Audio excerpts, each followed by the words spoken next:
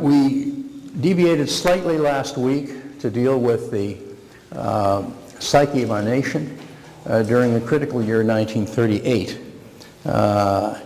And I think that was very important because it was sort of a preliminary to what I'm going to deal with today. In this concluding session, I'm going to return to FDR during the years 1938 to 41, but principally during the years 39 and 40. And I'm going to deal with his clandestine relationship with another formidable leader of the Western world, one who rose from the depths of political oblivion to lead Britain during perhaps its darkest hour. Of course, I'm talking about Winston Churchill. The title of this talk is Roosevelt and Churchill, the Clandestine Relationship During the Gathering Storm. Permit me a personal note at the outset. Several years ago, Susie and I visited London, and before we were boarding a ship to go to Norway. While there, I visited what are known as the Cabinet War Rooms. Many of you may have been there. If you haven't, I surely commend it to you if you get to London. While underground in the war rooms, I experienced an almost primitive sense of gloom in that dark, dank, almost airless cavern. It was almost inconceivable to me that Churchill had directed the Allied war effort from this dark, dank cavern. And what a monumental gamble FDR took in aligning our country with Britain at that time. I wrote this final session immediately after that on the ship going to Norway. The W.H. Auden poem, 1939, perhaps sets the tone best. The nightmare of the dark, all the dogs of Europe bark, and the living nations wait, each sequestered in the hate. It was a time in which FDR grew into one of the most visionary statesmen in American history. He was a leader who risked impeachment, denigration, and infamy in pursuit of a vision.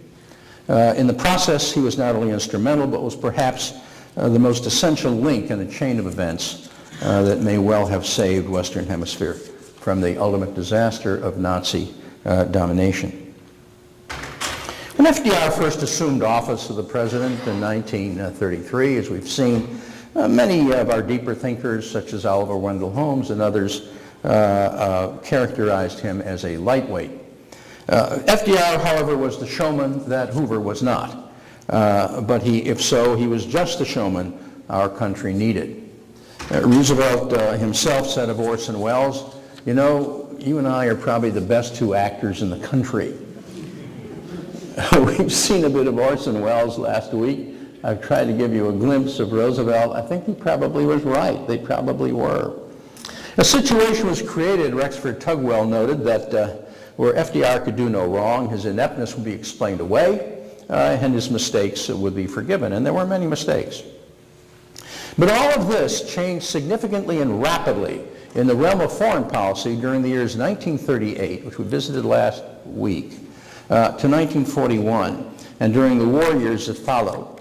At one point in the 1938 to 1940 pre-war period, FDR, somewhat like Churchill, stood virtually alone with an idée fixe. Like Churchill, he steadfastly held course, risking possible impeachment and ignominy. Well, how did it all begin? As the American banking system shut down completely in 1932, the world was becoming a more dangerous place, as we know. As FDR was inaugurated in the United States, Adolf Hitler virtually usurped the Chancellery of Germany, and aged and weary von Hindenburg, though fearing the worst, reluctantly consented to, quote, share power with Hitler. It was, of course, a euphemism.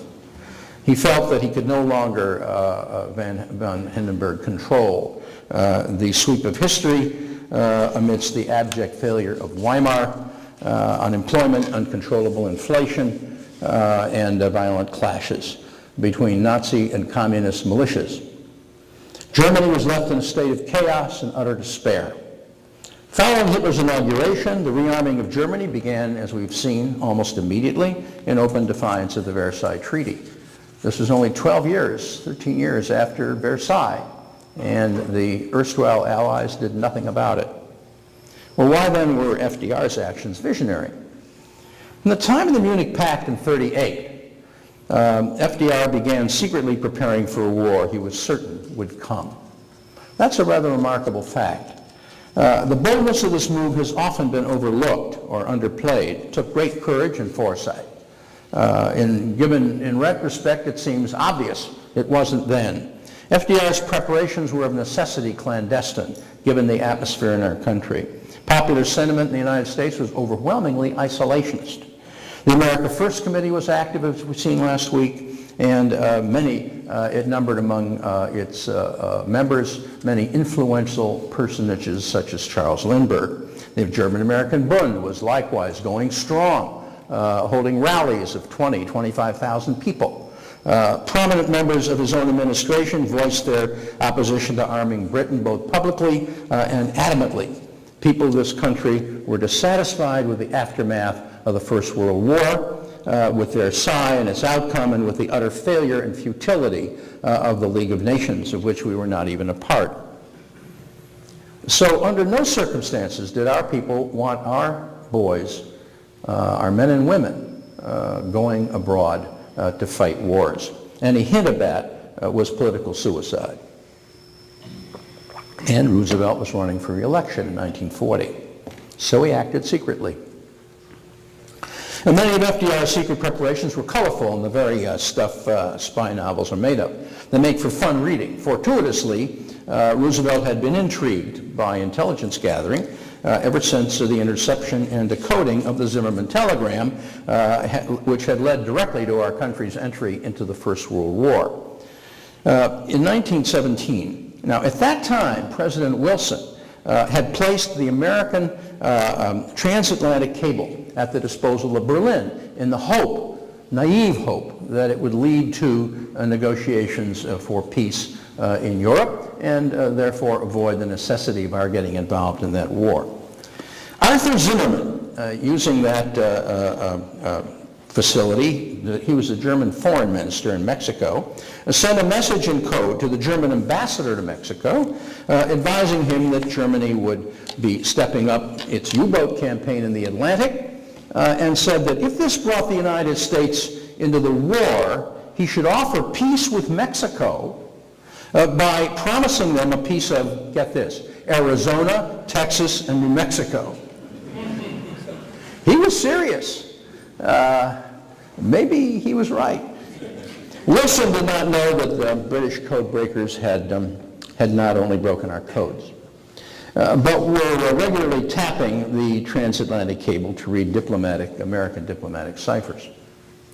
They intercepted the Zimmerman telegram, they deciphered it, and then had to devise a Jean le Carré spy novel scenario to get it to Wilson, to divulge its contents without letting Wilson know that they had actually broken into our code.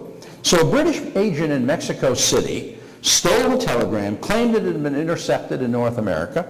Wilson bought the story, was infuriated by the contents of the telegram, and shortly thereafter proposed to Congress that we declare war on Germany, which we promptly did. During the First World War and afterwards, FDR, like Wilson, did not know that the British had broken our codes. He found out about this from Churchill halfway into the Second World War. But when FDR entered the White House in 1933, he nonetheless began to implement in practice his intense interest in intelligence gathering, and it's a good thing that he did. He immediately revitalized code breaking and beefed up our intelligence gathering capabilities. Prior to FDR's administration, our first peacetime code-breaking agency had been labeled the Black Room. We had one, but it had been shut down under Henry L. Stimson. Now, Stimson was a sort of stuffed shirt guy, but a great survivor. He served in the administrations of Harding, of Coolidge, of Hoover, and eventually in the administration of Roosevelt as well. And his influence on China and his China policy had an enormous influence on our backing China and on developments in the Pacific.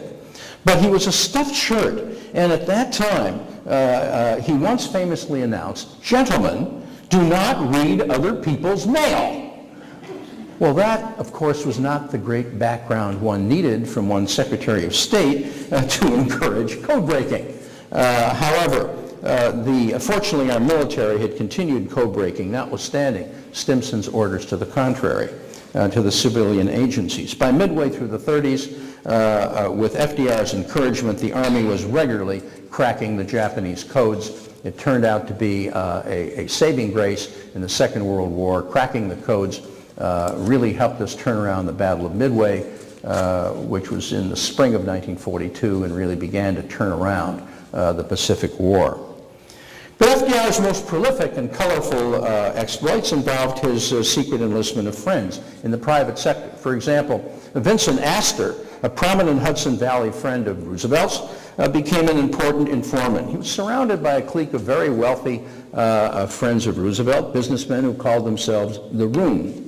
These included, among others, Kermit Roosevelt, who was the son of the former president, the banker Winthrop Aldrich, a journalist and world traveler Marshall Field III, publisher Nelson Doubleday, and David Bruce, a Foreign Service officer who eventually would head the OSS during the Second World War. Now, Vincent Astor sailed around the world in his luxury yacht called the Nourmahal. And what he was actually doing was he was spying. He was spying on the Japanese in the Pacific.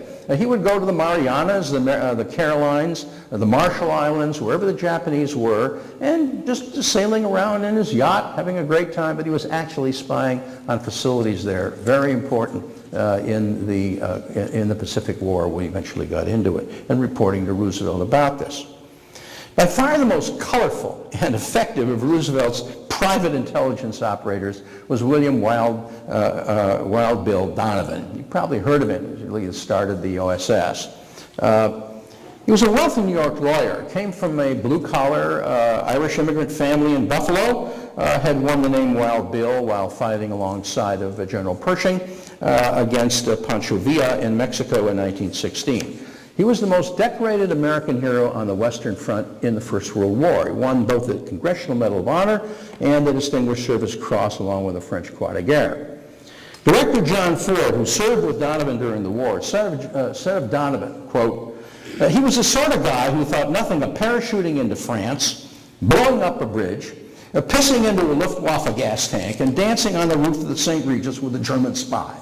And that was Wild Bill Donovan, who started the OSS. This is the kind of swashbuckling spirit FDR just loved. And while we were still neutral, he sent Donovan on a number of private missions. One to spy on the Italian military performance in Ethiopia, another to report on German army maneuvers, another to report on the Spanish Civil War from the point of view of Franco's side.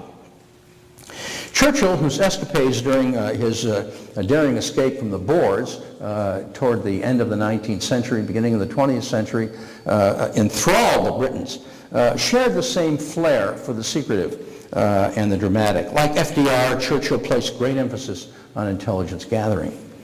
Churchill's Donovan counterpart, and the first man he summoned to brief him when he became First Lord of the Admiralty, which he became in September of 1939, was Admiral John Godfrey, Director of Naval Intelligence. Now, Godfrey recruited as his personal assistant the son of a fellow by the name of Captain Valentine Fleming. Fleming was a very close buddy of Churchill during the First World War. He was a captain, and he was one of Churchill's oldest friends, had been killed in action in the First World War. His son, Ian Fleming, was to learn most of the spy tricks that turned into his best-selling James Bond novels while working for Godfrey. Until Churchill became Prime Minister 8 months later, Godfrey presided over Britain's largest intelligence gathering unit after the Secret Intelligence Service, later dubbed M5. So both Churchill and FDR shared a healthy respect for intelligence gathering. And how did they become aligned in the partnership that may well have saved Western civilization from Nazi domination? It's a major risk in FDR's case. Why? Up until Munich, FDR had not really been enamored of Churchill. Point of fact, he never forgot a snub that Churchill gave him when he first met Churchill during the First World War. He was a mere assistant secretary of the Navy, but Churchill was a minister of munitions in the cabinet of David Lloyd George. They met on a visit. Apparently, Churchill snubbed him, and FDR had never forgotten it. The New Deal was, when the New Deal came about, Churchill was at that time a member of the Conservative Party, which he remained during the 30s, but he denounced the New Deal as a war on free enterprise. That didn't go over well with the FDR either. Moreover, along with many of Churchill's colleagues, FDR felt that Churchill's brand of imperialism was outdated, as it really was. Churchill, after all, had denounced Mahatma Gandhi as a seditious Middle Temple lawyer, quote, striding half naked up the steps of the viceregal palace. Now, by that time, the Conservative Party and all of Britain had accepted India, had accepted Gandhi. He was a great figure, but Churchill was still railing with these empire concepts. These were not sentiments either that played very well with FDR's liberal democratic contemporaries, especially with the First Lady Eleanor Roosevelt. Churchill had once described an adversary, a fellow that opposed him, as, quote, a bull who carries his own china shop with him. That was a quip curiously appropriate to Churchill himself. Actually, for a long time, Eleanor dreaded his arrival at the White House.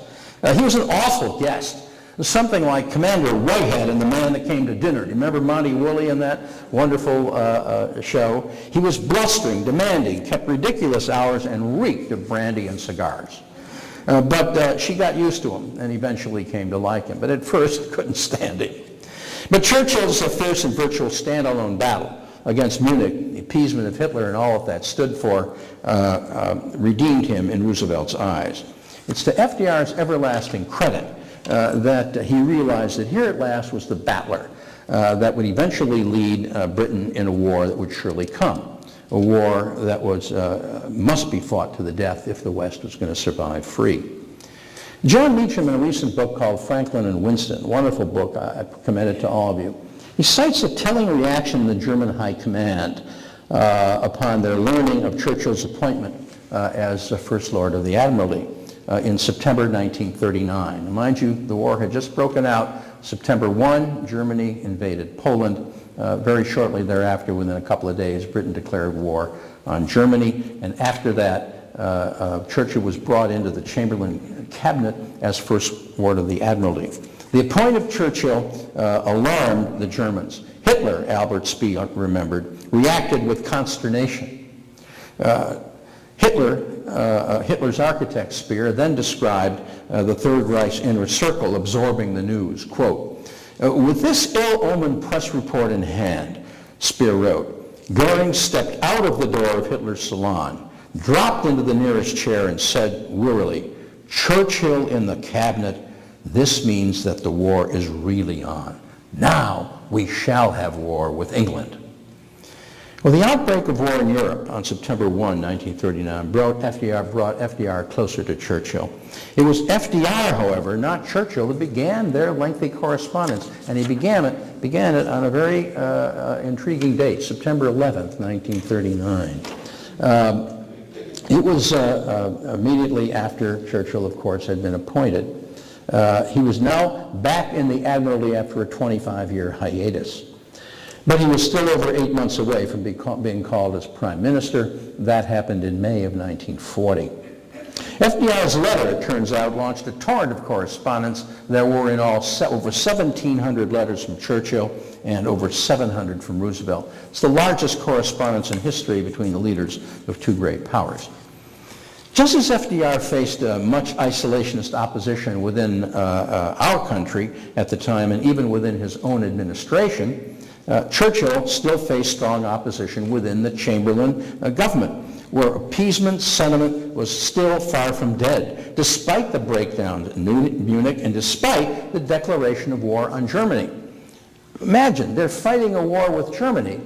They've already declared war on Germany on September 1, and there is still appeasement sentiment within the Chamberlain cabinet. Let's back up a minute and examine the origins of that opposition. This is a very interesting situation here. The extent of Hitler's reach into conservative Britain and into British aristocracy in the mid-30s is a subject which has perhaps not been given sufficient emphasis by some in analyzing the origins of World War II. Churchill perhaps summed it up best when he once remarked, quote, "What this nation needs is fewer peerages and more disappearages." Analysis of this relationship between National Socialism and the British elite highlights by stark contrast the loneliness and courage of Churchill's stand in those years. It was a courage perceived by FDR, but unfortunately by too few other persons prominent in our own administration, on our own political scene. Raymond Graham Swing was a columnist, a political columnist during the 30s and 40s, had accurately predicted that fascism would, in the first manifestation, be radical and strongly nationalistic. Then it would combine with big business. From that point forward, democracy would be doomed. Precisely this scenario had taken place in Germany. Hitler's National Socialist movement was at first fiercely nationalistic and formulaically socialist. This combination had led to disaster for the National Socialists at Munich in 1923. But unfortunately, Hitler proved demonically clever and resilient. He changed tactics. While in jail for the Beer Hall Putsch, 1923, Hitler determined that he would be unable to achieve power only with the support of the conservatives and their politicians, their press, and their money. Perhaps the most prominent example of this was the almost transparent phenomenon of his relationship with press magnate Hugenberg. Alfred Hugenberg was essentially the Rupert Murdoch of Germany at that time. Hitler formed an alliance with Hugenberg in 1930, used the affiliation and Hugenberg's influential press and money to gain respectability with Germany's so-called respectable voters, and then Hitler easily discarded Hugenberg following his ascent to power. Similarly, in 1935, Hitler began to rule the British governing class. And he made significant inroads among members of that class. Remember, he was pretty friendly with the Duke and Duchess of Windsor eventually. British aristocracy, the British Conservative Party. Among these men who were friendly with Hitler were Lord Halifax, who almost became Prime Minister, Neville Chamberlain, and the old David Lloyd George, who after meeting with Hitler declared Mein Kampf to be the Magna Carta and called Hitler the resurrection and the way for Germany. Now, David Lloyd George, you may recall, led Britain during the First World War. Hitler saw through these conservative apologists just as he had seen through the likes of Hugenberg in Germany. These men were unwilling to take a stand against Hitler, for to do so would appear to align them with the liberals, the socialists, and other leftists. Just like the German conservatives, these British conservatives and aristocrats for a time actually took comfort in Hitler's apparently uncompromising stand against communism and Marxism. Some were simply willing to give Hitler the benefit of the doubt as a result of that. Hitler understood these British appeasers. He referred to them as meine Jugendbürger, my Hugenbergs. A huge conservative majority swept Britain and was elected in 1935. And both the policies of the party and the inclinations of the government gave to the new German leader a measure of credit. This atmosphere greatly impeded Britain's own military preparations and explains, at least in part, the lack of enthusiasm for Churchill. There were Hugenberg counterparts in our country as well, making FDR's activity during the same period stand out in bold relief. Joseph P. Kennedy, then ambassador to the court of St. James, reported on a conversation with the King and Queen and with Sir Samuel Hoare, who was then the Lord Privy Seal of England. On the very day that FDR began his written communication with Churchill. Hoare expected Hitler to call for peace with Britain and France once Poland was defeated. He hoped that something would come of this overture, since war would mean Britain's economic, financial, and social collapse. Kennedy shared his pessimism, volunteered that FDR might play a significant role in any peace talks that might follow. Stafford relates that FDR brushed aside Kennedy's suggestions, describing Kennedy as a pain in the neck to his close friend and confidant, Henry Morgenthau. It is significant that FDR then dangerously disregarded protocol and deliberately avoided any meaningful correspondence with Chamberlain. Now, Chamberlain was the head of the government. He was then prime minister, as he was fearful of Chamberlain's appeasement instincts. He also suggested that Churchill reply to his letters by direct sealed correspondence to the White House. He was afraid what was going on in London at our own embassy. Any other form of communication Roosevelt feared might be intercepted, and he was already suspicious of Kennedy. His instincts were correct.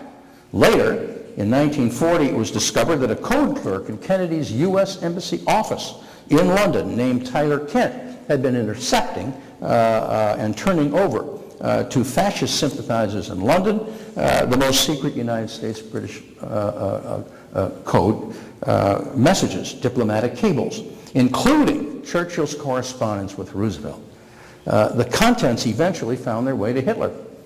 Kent, it turned out, was a fascist sympathizer. He was from an old-line Virginia family, had been recommended to the post by none other than a good old Senator Harry Byrd. Surprisingly, Kent had been in the Foreign Service for some time, notwithstanding the fact that he had once been denied admission to the diplomatic career service. In Kent's room was found a complete history of our diplomatic correspondence from 1938 on, not only assuring that our codes had been cracked, but that Roosevelt-Churchill communications were well known to the Germans.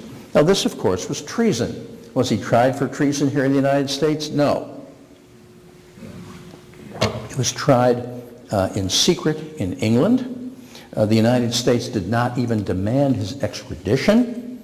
It's really significant of the mentality and the feeling at times in this country. What happened? He was tried in camera in Britain and sentenced to 7 years in prison. His defense was that Congress and the American people have a right to know how far Roosevelt has gone in his commitments to the British and the French. So he was putting himself out as a hero. It is indicative of the atmosphere Roosevelt faced in this country at the time that the right-wing isolationists in the United States, when they found out about this treasonous act, actually tried to make a hero out of Tyler Kent, describing him as a victim of the Roosevelt-Churchill Jewish conspiracy. What an atmosphere. Although Kennedy professed to be appalled by this leak, security measures at the embassy were so tenuous that following the Kent affair, correspondence between Churchill and Roosevelt was carried on only through the British embassy in Washington. Let's briefly compare the two protagonists, Churchill and Roosevelt, for a minute. David Stafford, for one, makes a number of interesting comparisons in a book called Churchill Victorian. Now, Churchill was nostalgic, Victorian, wedded to the glories of empire. He was emotional, direct, and transparent, with a lifelong predilection for the self-made man. FDR, a New World Democrat, had the manners of an English gentleman, and as we have seen, behind the surface bonhomie was impenetrable, enigmatic, secretive, and Machiavellian.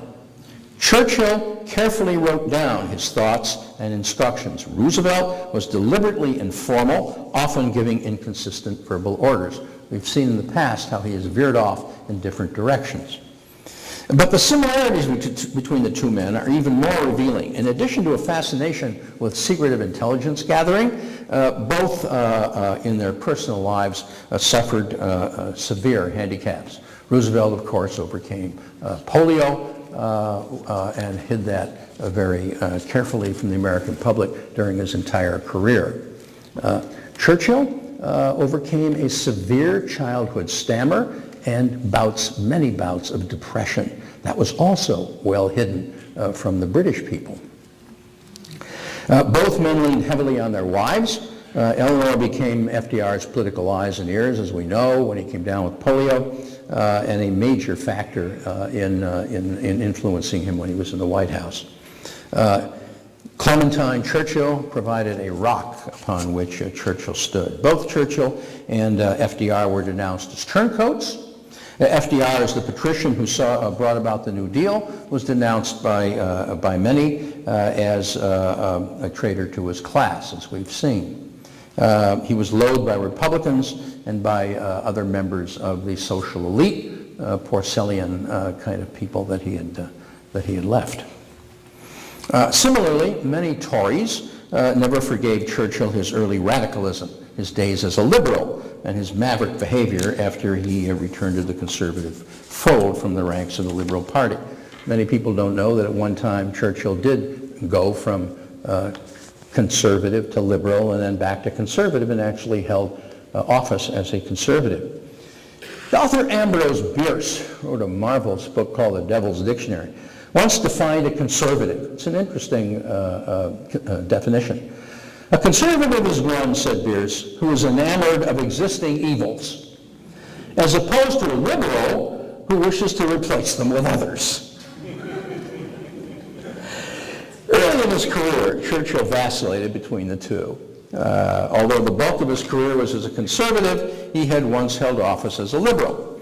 Quipped Churchill, quote, "An unchanging mind is an admirable possession, a possession which I devoutly hope I shall never possess."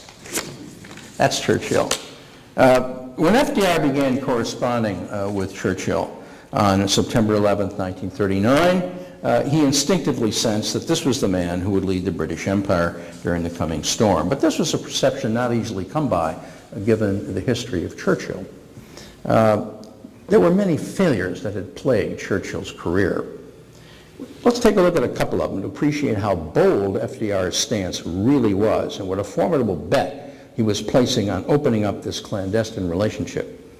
By the way, these failures are described in some depth by John Lukács in a book called Churchill Visionary, Statesman, Historian. Lukács cites as his principal source another book, Churchill, A Study in Failure, 1900 to 1939, by James Robert Rhodes. Rhodes noted that although Churchill's warnings about Hitler perhaps made his assumption of the premiership predictable, in light of his past history in government posts, it was nothing short of a miracle. Lukács concludes with an apt proverb, "God writes straight with crooked lines." Suffice it to say, prior to Munich, Churchill was in many respects a discredited loser. He was impulsive and at times proved injudicious. Despite his position as First Lord of the Admiralty, he insisted on personally leading a disastrous expedition of British forces to Antwerp during the First World War. Belgium at the time was a neutral. The expedition was a dismal failure. But one of his most damaging failures during the First World War came in the Dardanelles and led to his resignation as First Lord of the Admiralty. Many of you may have seen that wonderful movie Gallipoli a while ago about the Aussies that were stranded on Gallipoli. John Lukács points out that early in the First World War, Churchill accurately envisioned the prospect of a static, stalemated, dug-in trench warfare on the Western Front, with the massive armies mired down in mud and barbed wire, lice and disease, and with enormous losses of men to bullets and disease. He conceived of a great naval task force thrusting its way through the Strait of the Dardanelles, reaching Constantinople, today in Istanbul, in a day or two, knocking Turkey out of the war. Turkey was then part of the Axis, and opening a grand sea gate to Russia, which was in the early part of the war an ally. Although he was warned by the First Sea Lord Jack Fisher, who was an experienced, battle-hardened naval veteran, that the plan would fail, Churchill, undaunted, plunged ahead. Naval artillery simply couldn't destroy the Turkish land fortifications and gun emplacements. The subsequent landing of troops in Gallipoli Peninsula without adequate support led to their slaughter, and Churchill, who was wrong not only tactically but strategically, was forced to resign as First Lord of the Admiralty, perhaps the bleakest moment of his entire career. Robert Rhodes, in his book Churchill, A Study in Failure, notes that brutality of the fall stunned Churchill. He himself would relate, "At a moment when every fiber of my being was inflamed to action, I was forced to remain a spectator of the tragedy, placed cruelly in a front seat. It was then, Rhodes relates, incidentally, that Churchill discovered the relaxation of painting, and he was a wonderful artist, as you know. Churchill was an imperialist. Unfortunately, he remained so long after his country had grown weary of empire. In the 30s, he attacked the government's decision to grant dominion status to India. He was consequently seen as a reactionary, as a man on the edge of the spectrum of British politics. Fortunately, he eventually changed his mind on a number of these and similar issues, such as universal suffrage. It's a long time coming to that. Initially in 27, he loved Mussolini. Didn't really become despondent about Mussolini until around 37. As a result, Churchill was considered by a majority of his peers as something of a loose cannon, a brilliant and articulate loose cannon, but a loose cannon nonetheless. He was a maverick. He was an iconoclast. Churchill himself once remarked, quote, "I am prepared to meet my maker, but whether my maker is prepared for the great ordeal of meeting me is another matter." Given these alleged weaknesses and failures, why was Churchill then retained in government at all? Well, he was an historian of note, a master of the English language, both in written form and an inspiring, lucid orator. Over the years, it was realized by the leadership of both the Conservative and the Liberal parties, of which he had once been a part, that he had an extraordinarily quick mind, which could be a tremendous asset at times. But he was also impulsive and sometimes jumped to premature conclusions. The most embarrassing moment, perhaps in the 30s for him, it had to do with the abdication crisis of 1936, where he advocated the retention of King Edward VIII and was actually shouted down in the House of Commons. The year 1938, in an age of anxiety here, as we saw last week, was a great turning point in Churchill's career. Churchill by now had become the chief adversary of Neville Chamberlain. Chamberlain thought that Britain should not become involved in a European war to oppose Hitler, and said so. Churchill's position, on the other hand, was, if we must, we must. Not a popular view in Britain, any more than it was here in the United States. But Churchill was eloquent, and his attack on Munich settlement has been cited as one of his greatest speeches in Parliament. Ironically, one of his greatest failures, namely that of the doomed expeditionary force in Narvik, Norway, during the Norwegian campaign in the spring of 1940, was largely a result of Churchill's planning as First Lord of the Admiralty, and it was a total failure. It resulted in a no-confidence vote in the Chamberlain government and its dissolution immediately after the failure of the Narvik expedition. Paradoxically, it was another Churchill failure, Narvik, that brought Churchill elevation to the role of Prime Minister, brought down the Chamberlain government after Lord Halifax, who was clearly preferred by both Chamberlain and the King, had declined fortuitously. One historian noted of the event, quote, "Halifax had a reputation for sound judgment, and never did he exercise it better than when he refused the premiership on May 9th, 1940. But FDR didn't wait until 1940 to begin to back Churchill. It was remarkably in the fall of 1938, during perhaps the nadir of Churchill's career, that Roosevelt determined that he would offer his support after Churchill's stand on Munich. It's significant that this was 3 years before Pearl Harbor. It is in this singular determination that he would buck the tide that Roosevelt was a true visionary. He foresaw that because of Churchill's warnings against Hitler, Chamberlain would eventually have to invite Churchill into the cabinet. And when Churchill became prime minister, Churchill knew instinctively that somehow, somewhere, sometime, the United States would have to come into the war on the side of Britain. Roosevelt knew it too, despite his protestations to the contrary, especially during his presidential campaign in the fall of 1940 against Wendell Willkie. The intriguing fact is that Churchill knew that Roosevelt knew, and it was this intuitive meeting of the minds that made visionaries and statesmen of them both. But their correspondence of necessity remained clandestine, almost until the outbreak of the Second World War. Few realized how dire the situation had become in Europe and what a sweepstakes Roosevelt was entering in May, June, and July 1940 in opting to supply Britain with war material, of which we ourselves were in pathetically short supply, and at a time when we were a neutral nation, and notwithstanding the 3 Neutrality Acts. Here's a story of what was happening just a few short miles across the Channel in May 1940, just as Churchill was elevated to the prime minister role. Adolf Hitler was a night person. He would often keep his dinner guests up until 2, 3 in the morning, and he was a notoriously late riser. But on the date of May 24th, 1940, Hitler broke his routine and rose early in the morning hours. And this day he would fly from his headquarters in Berlin to meet General von Rundstedt in Charleville on the western bank of the Meuse, Normandy. The subject of this extraordinary meeting was the very rapid progress of the German forces encircling the Allies in Flanders and Belgium, pushing them to the remaining Channel ports. At that fateful moment in time, the Germans were well on their way to driving the Allied expeditionary force and their French counterparts into the sea and into utter oblivion. Well, the roads around Calais were littered with the wreckage of Allied war materiel. Armored vehicles, guns. Rouen was already in German hands. The siege of Calais had already begun. And most critical to the fateful decision by Hitler on that morning, General Heinz Guderian's armored troops were a mere 15 miles to the south of Channel port named Dunkirk. Guderian was one of the most accomplished tank commanders of the entire Second World War.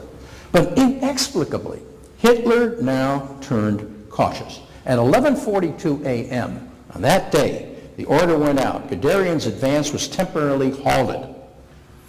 Volumes have been written about this incredible, fortunate command blunder and its effect on the subsequent history of Western civilization. There are many theories about its genesis, as many as there are military historians. Some argue that Hitler and von Rundstedt were concerned about the wear and tear on German armored vehicles. They had indeed been in continuous movement. The Blitzkrieg had raced through Belgium and Holland and Luxembourg and down through France more rapidly than they'd ever dreamed it could.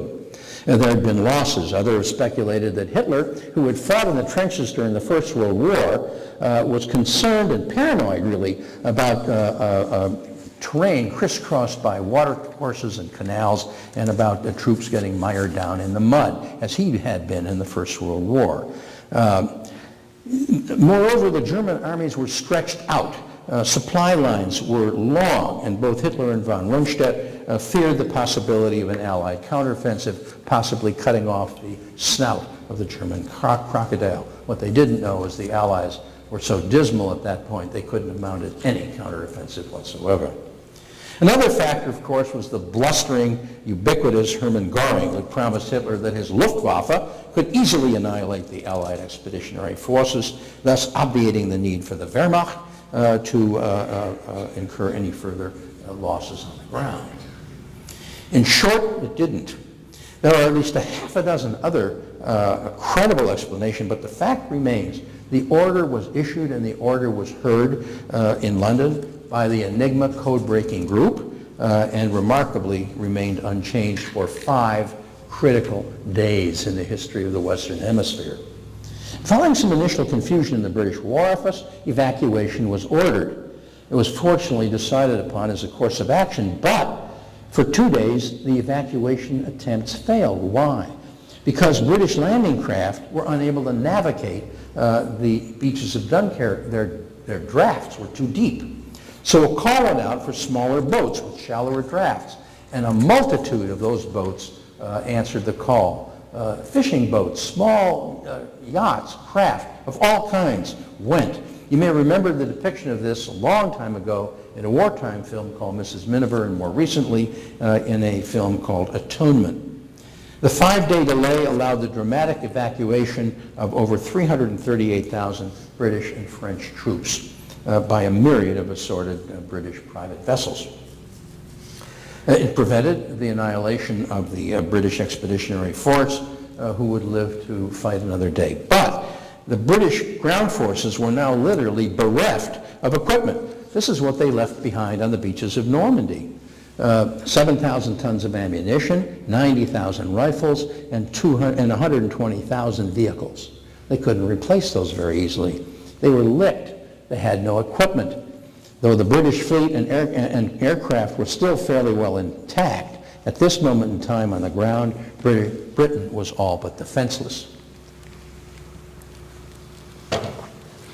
This then was the situation only 2 weeks after Churchill had assumed office. Matters in the cabinet war rooms, those damp rooms below the ground, were so desperate as Churchill became prime minister that Churchill knew that Roosevelt was thinking of doomsday scenarios. One of the desperate measures being contemplated, of course, by FDR was, if worse came to worst and Britain fell, the British fleet could sail away to the New World and join the American Navy, so as to secure the Western Atlantic against the Nazis. It was in these dire circumstances that Churchill wrote to Roosevelt from those cabinet war rooms to disabuse him of these optimistic notions of Churchill's control over the British fleet. In a devastating series of letters written from his bunker as the Blitz was raging overhead, Churchill warned FDR that in the event Hitler should succeed in taking the island fortress, members of the Churchill government would likely go down. And if the members of the present administration were finished and others came to parley amid the ruins, you must not be blind to the fact, Mr. President, said Churchill, that the sole remaining bargaining counter with Germany would be the fleet. And if England were left by the United States to its fate, no one would have the right to blame those responsible if they made the best terms they could for the surviving inhabitants, end quote. Churchill then continued, quote, a pro-German government might come to power in England and turn the British Isles into a vassal state of the Hitler Empire, making a gift of the British fleet to Germany in the process. At that moment, said Churchill, overwhelming sea power would be in Hitler's hands. Quite a comeuppance for Roosevelt. Consider this perspective noted by author Thomas Parrish in his recent book, To Keep the British Isles Afloat. Wonderful recent book. Quote, looking at the map in the summer of 1940, contemplating the world in geopolitical terms, FDR could see the nightmarish prospect that would be presented if Britain went down. The whole of Eurasia dominated by Hitler and his associate, if not active ally, Joseph Stalin, supported by the Italian Navy and remnants of the French Navy, with the British fleet as a probable great new asset. Against this truly mighty coalition, possibly reinforced by Japan, would stand the United States as the only non-totalitarian power in the world. Remember, at this juncture, on August 23rd, 1939, the Molotov-Ribbentrop Pact had occurred, and now, theoretically, Germany and Russia were allied. A week after that, Germany attacked Poland from the west and Russia from the east. At this very time, influential members of the British government still entertained the idea of reaching an understanding with Hitler, not the least because they despaired of American assistance. Among these were the very influential Alexander Cadogan and, of course, Lord Halifax. At a secret meeting of the War Cabinet as late as May 28th, and mind you, 1940, Churchill was prime minister, but Halifax and Chamberlain were still in the cabinet. Halifax, who was still leading Hitler appeaser, urged taking up Mussolini's offer to mediate a settlement with Hitler. Chamberlain, although out of power but still a member of the cabinet and forced to be reckoned with, agreed with Halifax. Anything in the nature of a mediation, Churchill realized, would be a surrender.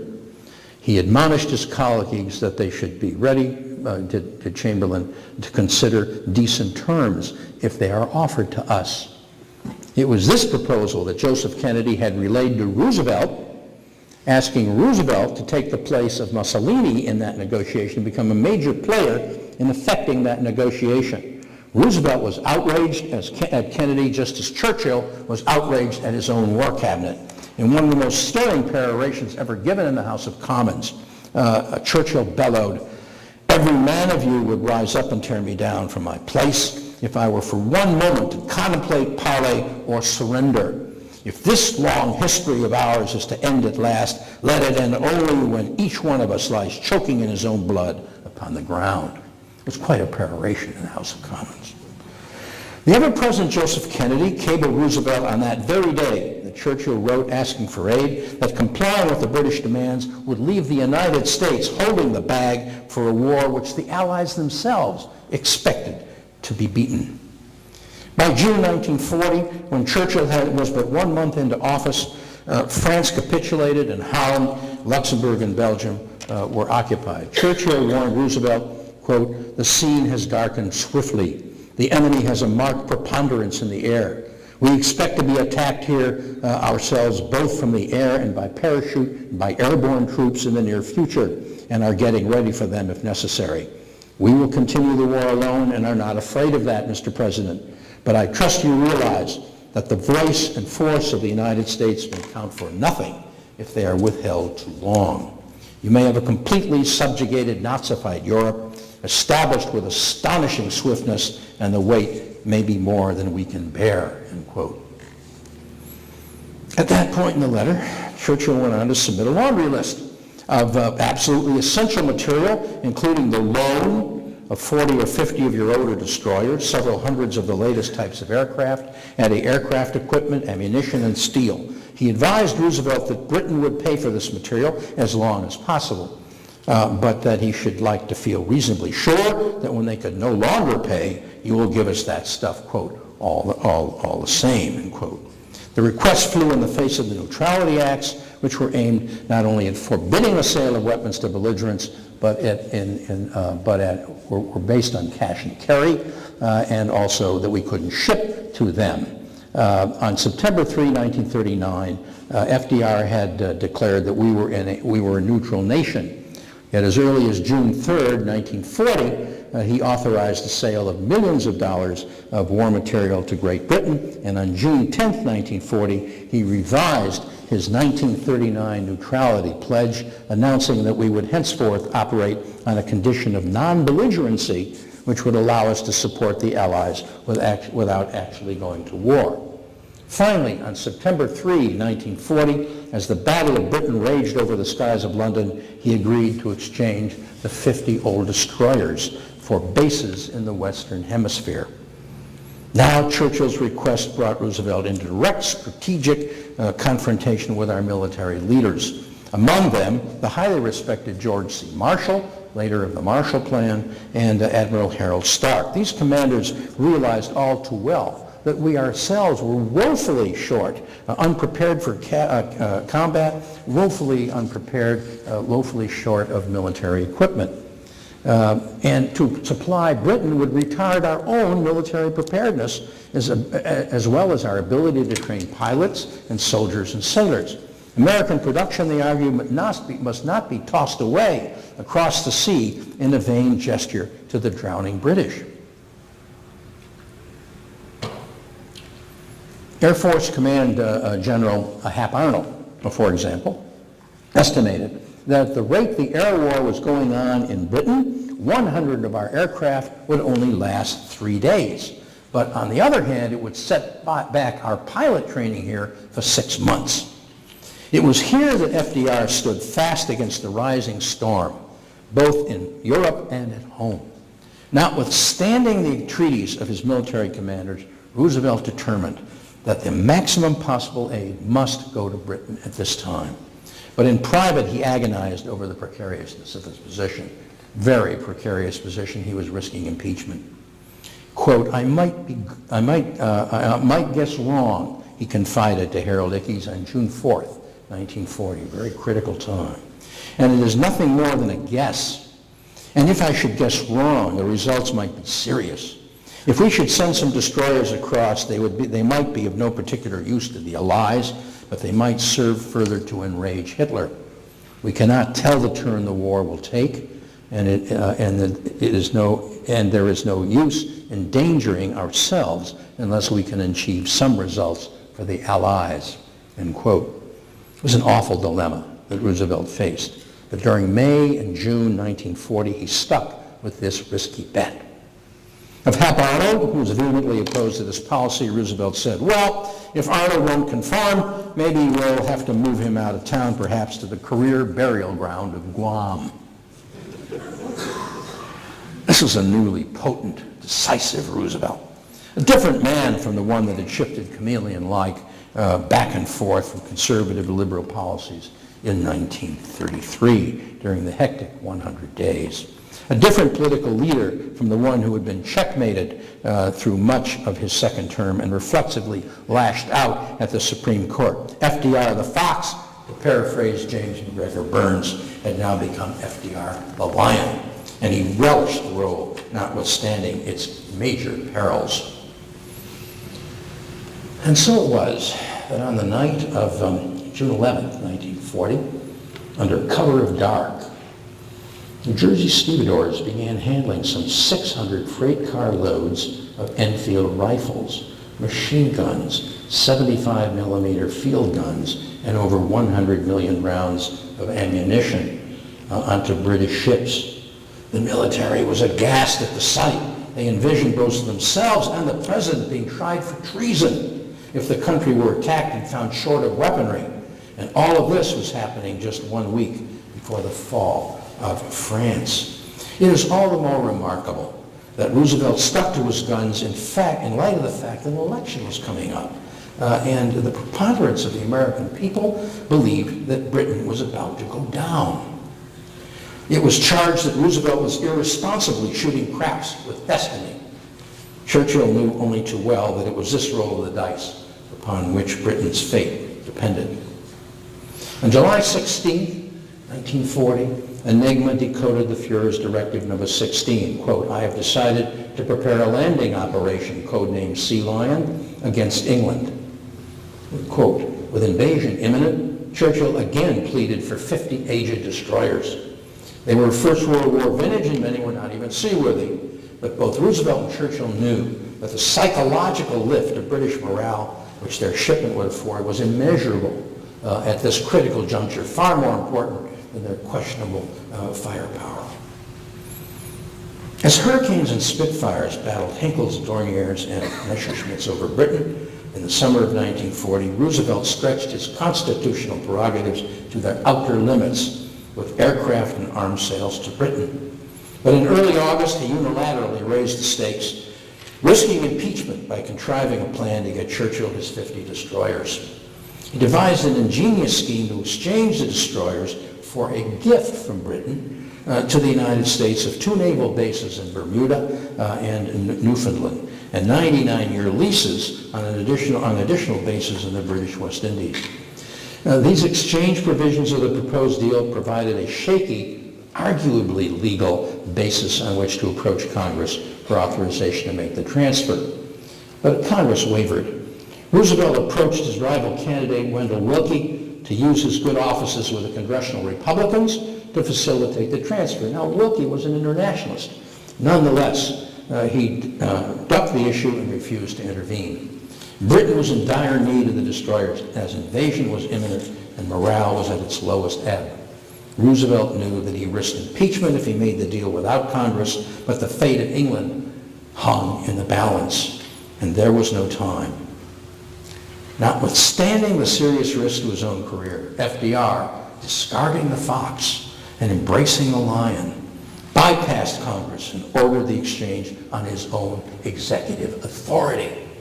It was a gutsy decision. It was a move only a true visionary could have made. It was one of the most extraordinary moves of FDR's political career. But in retrospect, there's another scenario being played out here. An almost unnoticed byproduct of this rush to arm Britain and to replenish our own depleted and outdated stockpiles of material was a dramatic and rapid rise in employment and in our gross national product. Soon the alphabet agencies, the acronyms which had fed the New Deal, would be replaced by a new set of acronyms as America geared up for its national defense. Acronyms like OPA, Office of Price Administration, the Office of Petroleum Coordination, OPC, NDAC, the National Defense Advisory Commission. Leaders of industry, now transformed into dollar-a-year men, would flock to Washington to head them. A singleness of purpose was gradually but inexorably overcoming isolationism and resistance to government programs. And production and employment now began to increase sharply. But this time, it was a sustained move. This was the goal that had eluded FDR. This was the goal that he had sought to desperately through program after program since assuming office in 1933. Suddenly, there was demand. Not contrived demand created through installment sales or even public works projects, but demand necessitated by our survival in a world at war and facing a potential enemy far ahead of us in armament production. As T.H. Watkins pointed out, there was far less and less discussion in Congress about reform measures, relief appropriations. Now they were talking about public works, no more public works of that nature, but how much to appropriate for national defense. These were the subjects now that Congress began to talk about. Not reform measures, how much to appropriate for national defense. We spent $3 billion on defense in June 1940, $8 billion on defense in July. Those 2 months alone were 4 times the spending on relief and public works in any preceding full year period. FDR called now for 50,000 warplanes, an unthinkable number. Suddenly Douglas, Lockheed, and Boeing on the West Coast, Curtiss Wright and Grumman in New York, geared up. Packard contracted to produce 9,000 Rolls-Royce Merlin aircraft engines per year, and Ford contracted to build 4,000 Pratt Whitney engines. Chrysler would produce 1,000 tanks. General Motors and Colt, 100,000 machine guns a year. Shipbuilders in Seattle and Newport News began the construction of 257 ships and 27 aircraft carriers. A year later, in March of 1941, FDR devised the ultimate plan to circumvent the Neutrality Acts. Lend-Lease, devising the now famous garden hose analogy to justify lending armaments to Great Britain as one would lend a garden hose to a neighbor whose house was burning. By this time, Britain no longer could pay and was truly desperate. And FDR's artful sophistry, which flew directly in the face of the 1937 cash and carry neutrality legislation, was all that stood between Great Britain being overwhelmed in the air and on the ground. And now, almost as if by happenstance, the Great Depression began to lift.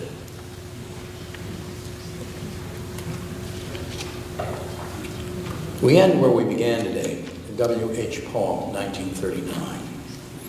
The nightmare of the dark, all the dogs of Europe bark, and living nations wait, each sequestered in the hate. The nightmare of the Great Depression had now begun to end, just as the nightmare of World War II was gathering strength and looming ever darker over Europe. These happenings, of course, were not entirely disconnected. As we've seen throughout this course, all of Roosevelt's horses and all of Roosevelt's men could not put the U.S. economy back together again. Ironically, the first and second New Deals, though they lifted the psyche of the American people, had not made a sustained dent in our economic woes. FDR had not been able to solve the elusive riddle of stimulating demand, but now the barking dogs of Europe, who were no longer sequestered in their hate, but were baring their fangs, unleashed and uncontrolled, were about to succeed where his New Deal had failed. The elusive demand factor, the holy grail that he had sought, suddenly materialized out of the ether. And the greatest depression in the American experience was about to fade into history, just as its leader was passing from consummate politician to consummate visionary. In retrospect, it was as if it had all been foreordained in some vast panoramic drama, some remarkable passion play, as if America, in order to emerge from the decade-long abyss and to untie the Gordian knot of the Great Depression, had been destined to first endure a torturous ordeal by fire, an ordeal that would eventually cost the lives of vast numbers of its young men and women on the distant battlefields of Europe and Asia. The Great Depression was an ordeal that would forever transform the lives of the men and women who emerged from its cauldron to fight and win that war. The men and women who Tom Brokaw so aptly labeled the greatest generation. And finally, it was as if, when America finally did emerge, both it and its formidable leader, FDR, had indeed come of age. Thank you.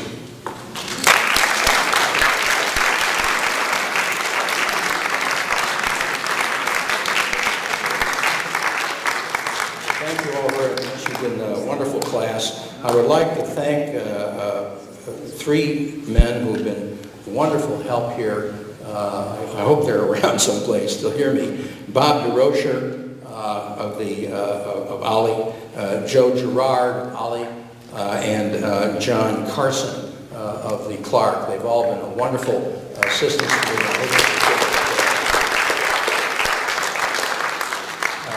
I'd also like to thank our chairman, who handles all the programming in this area for Ollie, for giving me a lot of encouragement to continue with Ollie as he has. I'm open to any thoughts, questions, ideas. A number of you have come up to me afterwards, after these various sessions or before, and told me wonderful stories. I'll say one thing. One of you a week ago raised the issue of eugenics in Canada. I checked on it, and indeed there was a significant eugenics movement in Alberta, in Canada, and British Columbia in the 20s, which resulted in legislation probably not unlike some of the legislation that we had here in Vermont. So I know we have a roving mic, and if any of you have any ideas, thoughts, questions, please raise your hands, and I'm sure Bob will try to get to you. Yes, right up here. Yeah, hi, David. I often think about mom and pop shopkeeper in America, or Joe Sixpack. I think of them in terms of what's going on in the world. What were the American people, the general folk, thinking about and understanding and knowing during this incredible 2-year period? As they say today, jobs, jobs, jobs, for one. Secondly, they were very, very split. They were desperately fearful of another draft, which, as you know, even before we were in the war, passed by one vote. They were very fearful of that, and they were basically opposed to it. There was a tremendous amount of resistance, particularly in the Midwestern region of the United States, the regions, Jack, between the coasts. The coasts were much more alert to our getting prepared to get into it. The Midwestern regions were much less so, because they felt less threatened, I suppose. But the atmosphere was a terrible isolationist atmosphere for a long time. And this is what Roosevelt was fighting. And Roosevelt, as I said before, if he had professed in campaigning that we got to get ready for a war that's surely coming in Europe, this is in the 1940 campaign, it would have been political suicide. So everything he was doing here was really contrary to that public feeling. And it was a gutsy time for him. This is, in my judgment, where he really crossed the Rubicon from master politician to master statesman. That was really a great time for him. It was a gutsy time for him. Anybody else at this point? Yeah, there's a hand over there. Can you get the mic to her? Thanks, Bob. What was the impact of Churchill's decision to destroy the French fleet after the fall of France? Yeah, it was fascinating. Darlan had the French fleet off North Africa, and Britain actually destroyed that fleet after it had essentially was part of Vichy France, theoretically not Nazified, theoretically not under the control of Germany, but everybody knew in point of fact it was Vichy, and they knew very well that Darlan, if he had to, would give over that fleet to Hitler if eventually he had to. The British knew they had to destroy it. They destroyed it, and the impact was quite devastating, but also it was quite important for us, because one of the first moves we made in the Second World War in Europe, of course, was the invasion of North Africa. And there's much been written about that. a great book called An Army at Dawn, which you might want to read at some time about that. If you're interested in that subject, I commend that book to you, An Army at Dawn.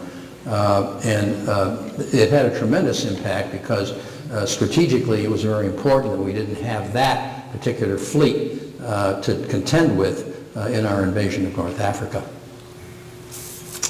Any other hands? Well, again, I hope I see you all in the fall. It's been wonderful working with you, and thank you again.